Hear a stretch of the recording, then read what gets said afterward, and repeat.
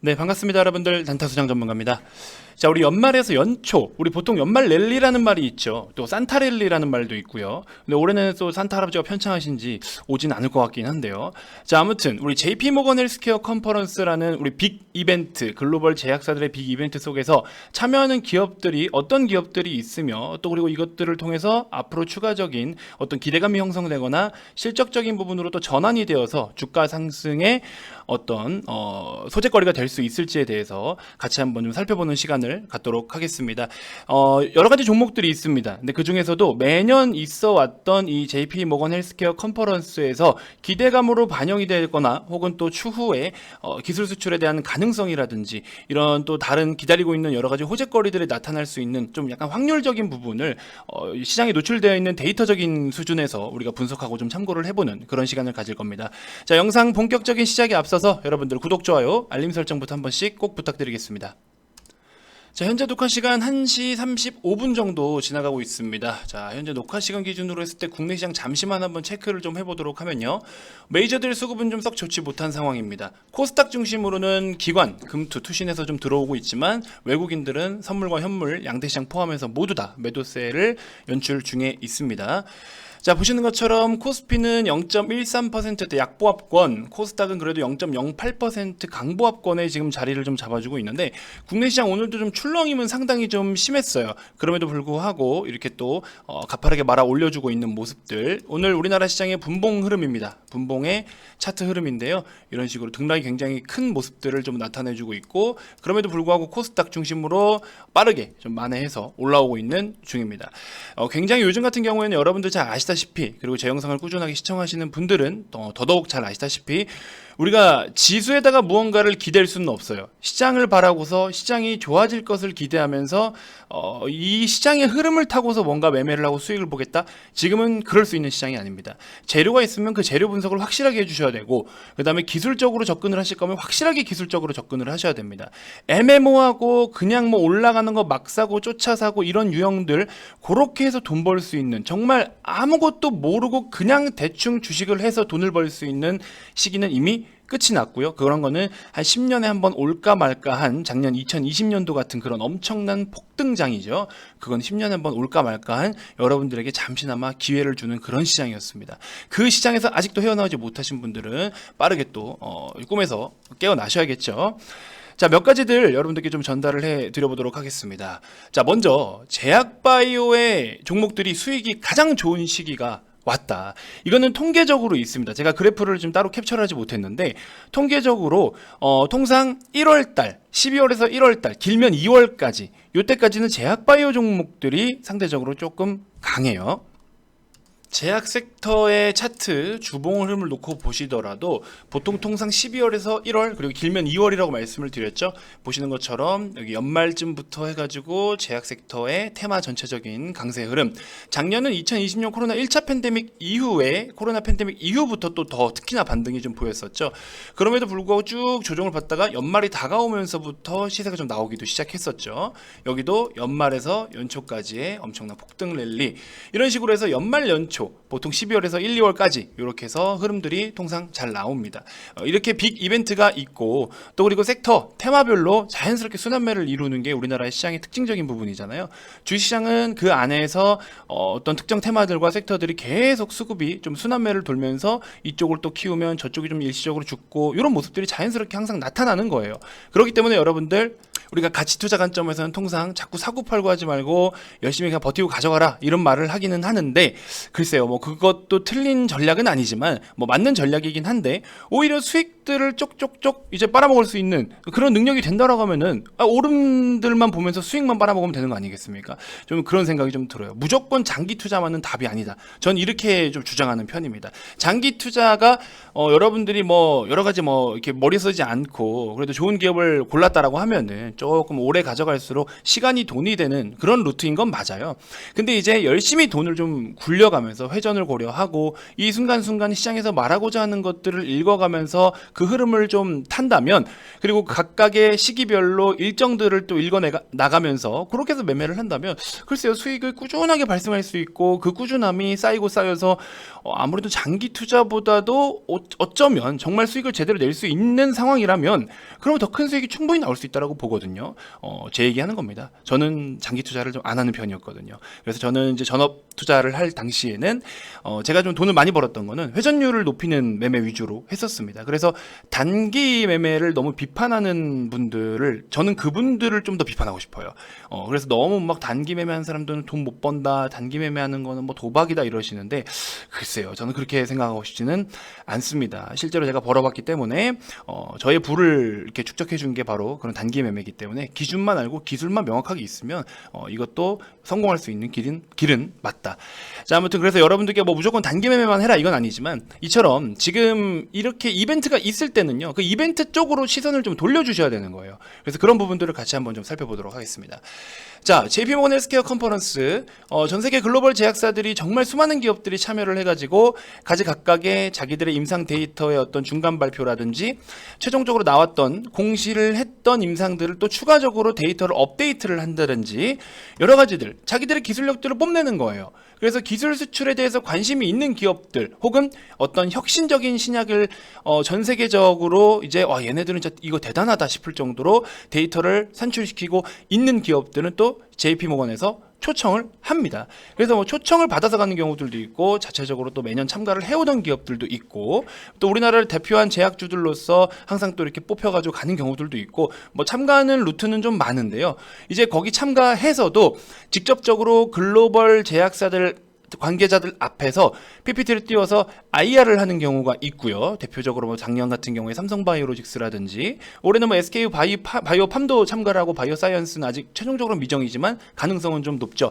이런 우리나라의 제약 대기업들은 가서 거기서 떳떳하게 당당하게 이제 기업 브리핑을 또 하고, 뭐 임상이 있으면 임상에 대한 이야기, 그 다음에 뭐 위탁 생산에 관련된 것들은 CMO들은 또 CMO에 대한 이야기들, 다양한 것들을 거기서 자기들의 회사에 대한 것들을, 장점들을 마구마구 뿜어냅니다. 자, 그럼 이제 행사라고 보시면 돼요. 그래서 우리 해외 제약사들은요, 우리나라 기업들이 임상을 진행하고 있는 그 중간 과정들, 사실 임상이라는 거는, 임상 실험이라는 거는 돈이 정말 많이 들고 시간이 정말 많이 소요가 돼요. 어떤 신약 하나 개발할 땐 보통 10년 이상 걸리는 경우들도 있는 거죠. 그래서 백신 하나를 개발하더라도 진짜 10년씩 원래 걸리기도 합니다. 근데 이번에 코로나 백신 같은 경우는 1년도 안 걸렸죠. 그리고 코로나 치료제도 이제 뭐 1년 조금 넘는 수준. 이렇게 점차적으로 기술력이 좋아지고 있고, 또 사람들, 결국엔 진짜 연구원들, 임상을 진행하는 연구원들이나 약을 개발하는 분들, 결국 사람이 너무나 똑똑해지고 있고 기술이 너무나 좋아지고 있다는 점, 그걸 통해서 임상의 기간이 점점 단축되고, 기간이 단축될 만큼 비용도 줄어들고, 근데 어찌됐건 간에 이거를 실패할 수도 있는 리스크를 떠안고 임상을 진행을 하는데, 중간중간에 임상이 어느 정도 1상, 2상, 뭐 2상 중간까지 어느 정도 성공 데이터가 있고 좋은 데이터가 있어서 마무리 작업만 잘 끝내면 이거 실제로 시판할 수 있겠다 하는 정도의 수준까지 데이터가 나온 기업들의 기술을 글로벌 제약사들이 이거를 기술을 사가요. 이거를 라이센스 아웃이라고 이야기합니다. 기술을 수출하는 기업 입장에서 라이센스 아웃이라고 보통 이야기를 해요. 그래서 뭐 예를 들어 A 기업이 임상 2상을 여기까지 마쳤는데, 이 임상 2상이 데이터가 지금 혁신적으로 너무나 잘 나왔어. 임상 3상 그냥 뭐 환자 수만 늘려서 체크만 한 번 더 하면 되는 수준이야. 물론 말처럼 이렇게 간단하진 않겠지만. 그래서 그런 수준이야. 그러면은 그들이 안 떠안을 리스크는 좀 최소화되고 비용도 아낄 수가 있고, 그렇게 해서 기술을 사와요. 그래서 마무리를 해서 최종적으로 약을 찍어내서 판매를 해서 매출을 땡기는 이런 루트들이 있고요. 그렇죠? 근데 이제 우리나라 기업 입장에서는 뭐 직접적으로 생산해서 전 세계 최초의 신약을 개발하고 아주 혁신적인 약품을 개발해서 직접 생산을 해서 판매를 하는 것도 물론 중요는 한데, 이렇게 기술을 판매했을 때 정말 막 조 단위의 금액들로 움직이기도 해요. 그런 것들이 이제 라이센스 아웃에 대한 어떤 매출 반영이 또 될 수 있는 부분. 그래서 여러 가지들이 있는데, 자, 제약 바이오 종목들은요, 여러분들 최종적으로 임상이 성공을 한다든지 혹은 어떤 그들이 갖고 있는 기술력에 대해서 이 특허권에 대한 로열티, 왜냐면은 어떤 자기들, 예를 들어 글로벌 A사, 뭐 예를 들어 미국의 A사가 있어요. A사가 갖고 있는 이 1번이라는 약품과 우리나라 국내의 B사와 B사의 입원의 약품을 믹스해서 섞으면 똑같이 예를 들어서입니다. 뭐 뇌암에 대한 데이터다, 임상이다. 그럼 요거랑 요거를 섞어가지고 혼용해서 사용을 했을 때 오히려 효과가 더 좋다. 그럼 어떻게 돼요? 그들이 갖고 있는 B사가 했던 이거를 갖다가 니네가 우리 이거 같이 좀 사용을 할게. 대신에 사용한 만큼 로열티를 줄게. 해가지고 이거를 기술을 중간 데이터를 가져가서 사용을 하는 대신에 그 사용한 만큼의 발생하는 매출에 로열티를 받는 거예요. 그러면 기업이 임상으로 인해서 돈을 벌어들이는 거잖아요. 이렇게 특허권에 의한 로열티라든지 방금 말씀드린 기술력을 판매를 하는 라이센스 아웃이라든지 이런 것들, 아니면 제품을 최종적으로 다 만들어서 약을 찍어내서 판매를 해서 그걸로 돈을 벌어들인다든지, 요런 거를 제외하고는 계속 중간중간에 짜잘짜잘한 이슈들이 뜨는 거, 그런 걸로 주가가 움직일 때는 여러분들 꼭 조심하셔야 돼요. 핵심적으로 침투를 해서 우리가 거기에 맞게끔 매매를 하고 대응을 해서 수익을 볼 수 있는 경우들도 물론 많이 있지만, 이 기사를 잘 봐야 돼요. 단순하게 그냥 임상 이상 뭐 예정, 아니면은 가능성이 높아 보여, 뭐 이렇게 막 희망 고문하는 듯한 기사들이 좀 있어요. 그런 거 조심하셔야 됩니다. 이 제약바이오 매매 같은 경우에는 진짜 엄청난 변동성을 이겨내고 저가 매수만 해서 매집을 해가지고 임상이 성공할 것을 기대하면서 장기 투자하는 관점 아닌 이상 이슈가 터질 때마다 먹고 빠지고 요런 루트들이 있어요. 그래서 요거는 굉장히 어렵고, 특히나 제약바이오 같은 경우에도 한 5년 전, 하다못해 5년 전까지만 하더라도 제약바이오 랠리가 엄청났었잖아요. 이제 그런 시장 끝났다니까요. 그것도 끝났어요. 그 랠리가 어디로 왔어? 최근에는 메타버스, 그 바로 앞전에 2차 전지. 그죠? 이제 점점 시장 참여자들의 관심이 일로 쏠려 넘어가고, 제약바이오는 이제 이 시장을 참여하고 있는 투자자분들이 너무 똑똑해졌다니까요. 딱 보면 알아요. 이제 제약바이오 좋은 이슈 떠도 안 갑니다. 시세 잘 안 나와요. 앞타바이오 오늘 좋은 내용, 나름의 좋은 내용 떴어요. 코로나 치료제에 대한 부분이라든지 JP모건 헬스케어 컨퍼런스 초청을 받았다. 그죠? 그래서 참여해서 여러 가지도 의논하고 하겠다라는 내용으로 바닥에서부터 고개를 들어주고는 있는데, 보시면은 17%대 찍고 지금 10% 정도의 자리에 머물러 있죠. 앞타바이오 보시면은 내용 보면은 내년에 JP모건 헬스케어 컨퍼런스 초청에 뭐 이렇게 해가지고 내용이 나오고 있어요. 이렇게 해서 가겠다 이거예요. 초청을 받아서 영광이다. 누구는 가서 그냥 초청을 그냥 이제 자체적으로 참여를 해가지고 자기 PR하고 하는데, 여기는 이제 초청을 받아서 영광이다 하면서 이런 식으로. 근데 정확한 구체적인 임상에 대한 데이터나 임상 중간 결과값이라든지 이런 거를 중심 삼아서 글로벌 제약사들 앞에 어떻게 하겠다라는 내용이 없어요. 그러니까 주가가 여기보다 더 추가적으로 이상 시세가 나오기에는 지금 현재 기준은 살짝 버거운 거죠. 그러니까 재료 분석을 할 때 이 기사를 보면서 이 안에 얼마나 핵심적인 내용들을 잘 품고 있느냐, 그거에 따라서 제약주들은 움직임이 다르다. 그죠? 그런 거 좀 참고해 주시면 될 것 같고, 자, 제약바이오, 그래서 이런 것들, 그게 아닌 이상은 위 내용들이 나타날 때까지는 끝날 때까지 끝난 게 아니에요. 임상은 최종적으로 진짜 다 끝날 때까지 끝난 게 아니에요. 언제든지 임상 3상, 3-2상까지 가가지고 실패하는 경우들도 있어요. 저 헬릭스믹스 엔젠시스를 임상 3-1상에서 2상 넘어갈 땐가요? 아마 하여튼 3상이었습니다. 3상에서 진짜 어처구니 없는 실수를 했다라고 처음엔 이야기가 나왔었어요. 약물을 혼용했다. 이건 정말 초보자들도 하지 않는 실수다. 뭐 이런 식으로 뭐 반성하겠다 어쩌고저쩌고 했는데, 결국에는 뭐 혼용인지 아닌지 모르겠지만 최종적으로 임상 3-1상 실패. 그냥 그렇게 때려버렸어요. 그러고 나서 비용 처리 다 두드려 맞았습니다. 주가. 그래서 기대감으로 한참 주가가 이렇게나 올라주다가 발표하고 나서 기대감을 타고 발표하기 전에 올라가다가 주가가 이렇게 완전 박살났죠. 한순간이에요. 제약바이오는 이런 그림도 여러분들이 감안하고 들어가셔야 되는 거예요. 무슨 말인지 알겠죠? 그래서 끝날 때까지는 끝난 게 아닙니다. 그리고 아무리 좋은 기업이고 아무리 큰 기업이어도 어떻게 될지 몰라요. 그죠? 한때 뭐 신라젠 같은 거 난리 났었잖아요. 지금 이거 뭐, 그죠? 보시는 것처럼 이런 그림들이 되어버린다. 제약바이오 종목들은 뭐 진짜 모르는 거예요. 어떻게 될지, 아무 종목 어떻게 될지 몰라요. 그나마 건전하다라고 보고 있는 셀트리온 같은 경우에는 물론 매출이 발생을 하고 있고 뭐 판매를 하고 있는 게 있고 하다 보니까 그래도 셀트리온 정도는 이렇게 좀 양호한 모습 보여주지만 여러분들이 원하는 그림만큼 올라오지는 않잖아요. 근데 어쨌든 그래도 돈을 벌어들이고 있는 기업이라는 게 바닥부터 그래도 주가는 많이 올랐어요. 장기 투자의 관점으로 봤을 때. 그죠? 그래서 요거를 명확하게 구분을 하셔야 된다. 단순히 임상만 진행하느냐, 실제로 어떤 항목이든지 간에, 이러한 항목이든지 간에 매출을 불러일으키고 있는 기업이느냐, 요거를 체크를 하셔야 된다. 자, 그리고 마지막으로 영상이 길어지니까 빠르게 좀 말씀을 드려볼 텐데요. JP모건 헬스케어 컨퍼런스에 참여하는 기업들, 일단은 확실시된 기업들입니다. 추가적으로 이제 뭐 앞타바이오 방금 오늘처럼 추가적인 내용들이 나오거나 추가적인 참여 기업들이 발표가 더 될 가능성도 있는데, 일단은 공식적으로 지금 발표가 난 기업들 중심으로 했을 때 눈에 들어오는 몇 가지를 좀 소개를 해드릴게요.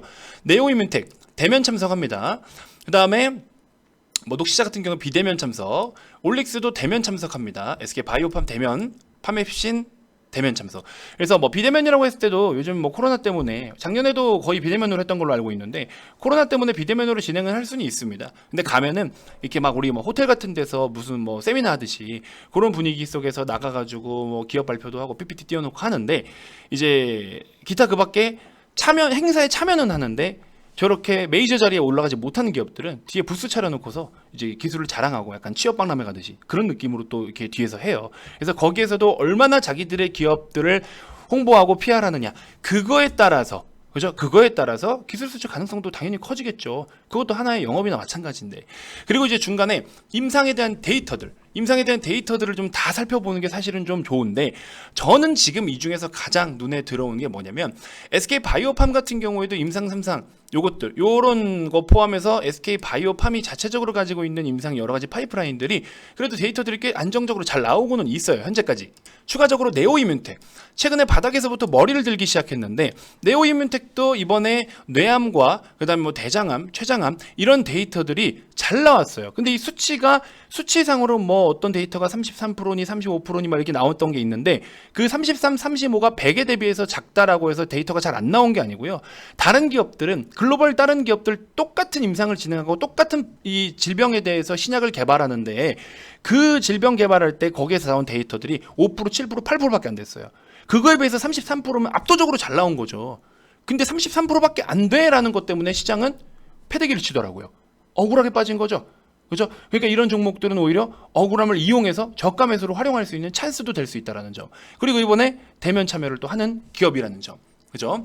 파맵신도 뭐 항체 치료제 이런 것들에 대해서 이야기가 나오고 있는데, 임상 1상 데이터 오픈하고 2상에 대한 계획을 발표를 한다. 임상 2상까지는 그래도 좀 본격적으로 진입을 좀, 그러니까 질병마다 좀 차이는 있는데, 보통은 2상의 중간 정도까지는 와줘야 그래도 글로벌 제약사들이 관심을 좀 가져요.